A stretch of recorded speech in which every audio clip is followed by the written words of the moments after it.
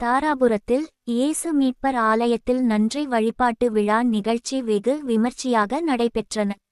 திருப்பூர் மாவட்டம் தாராபுரத்தில் சின்னபுத்தூர் பஞ்சாயத்துக்குட்பட்ட குருப்புநாயக்கன்பாளையம் கிராமத்தில் தஞ்சாவூர் திருமண்டலம் திருச்சிராப்பள்ளி தென்னிந்திய திருச்சபையின் சார்பில் புதிதாக கட்டி முடிக்கப்பட்ட சின்னபுத்தூர் சேகரம் இயேசு மீட்பர் ஆலயத்தில் நன்றி வழிபாட்டு விழா நிகழ்ச்சி மாவட்ட தலைவர் செல்வராஜ் தலைமையில் வெகு விமர்சையாக நடைபெற்றன.